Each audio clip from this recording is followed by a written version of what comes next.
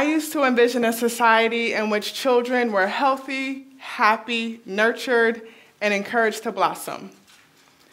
And then I taught middle school. And I quickly learned of the many challenges so many children are faced with. My first wake-up call were the gunshot drills. I mean, we had fire drills growing up, but we never had gunshot drills.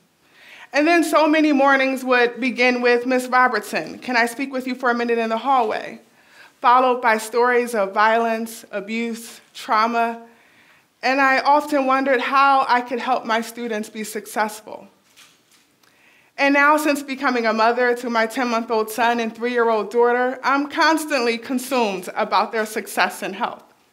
And while I admit I do love reading the parenting magazine, and I believe that most of the major parenting lessons can be learned from watching the Cosbys, I know that there's more to ensuring their success.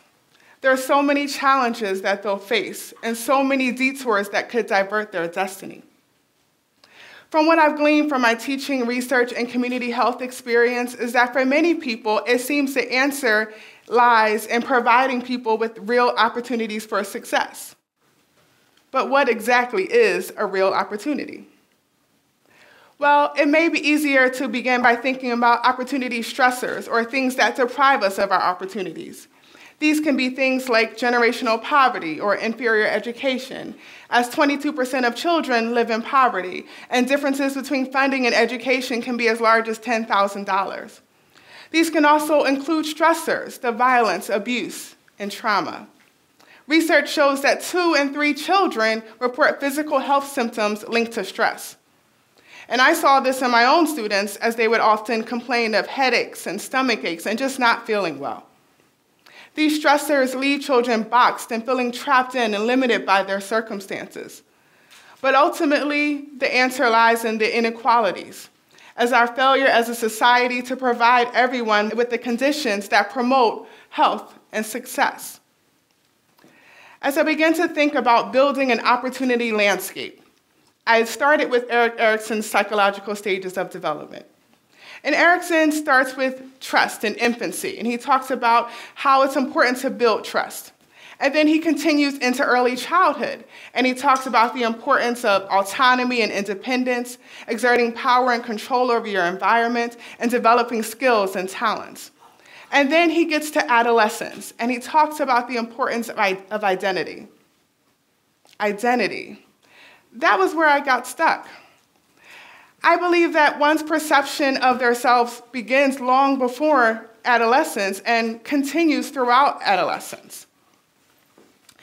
As I look at this little girl staring in the mirror, there are so many things that will influence that reflection that she sees staring back at her.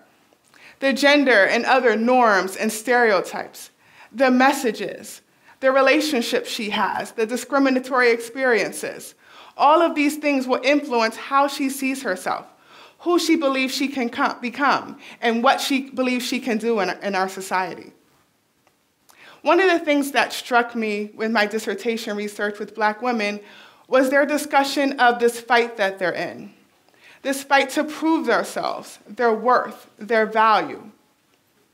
What does it mean to grow up in a society that has so many predetermined messages about who you can become and who you are? I believe all of these things will influence that reflection that little girl sees staring back at her. And that's important to think about that as we think about how to give people real opportunities for success. I would like to propose to you an anatomy of opportunity that first begins with macro-level factors. Attention to equitable policies, equitable health, education, environmental policies that promote health and wellness. And by equitable, I don't mean that we all receive the same resources, but that we receive the resources necessary to produce the same outcome, health and success. What if we evaluated our policies based on the outcomes, health and success? I remember one particular day as a teacher. It was standardized testing day. And a student came to me and asked if she could speak with me in the hallway. She began to tell me of a story of what had happened the night before, and expressed her concern and worry over her mother. And I had the task of trying to encourage her to focus on the test that she needed to take. This test that would undoubtedly follow her for years to come.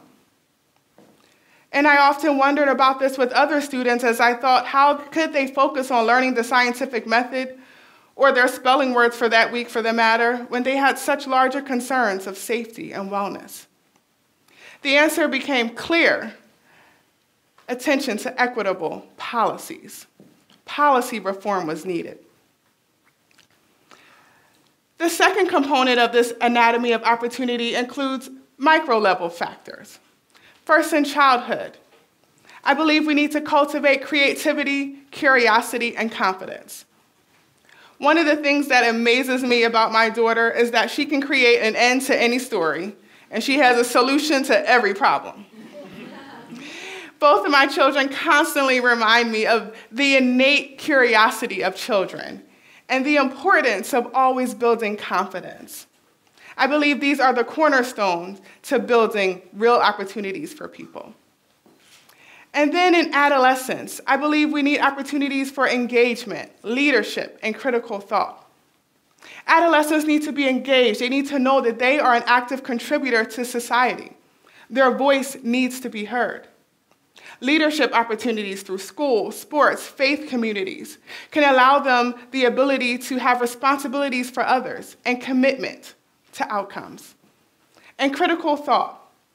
Despite growing up in an information age, it's more important than ever that adolescents begin to learn how to decipher fact from opinion and be able to reject negative and limiting norms.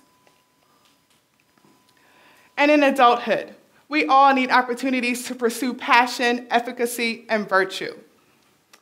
I've always believed that if we would all enact on our passions, we could make such a difference. While we don't all have the same passions, everybody is passionate about something.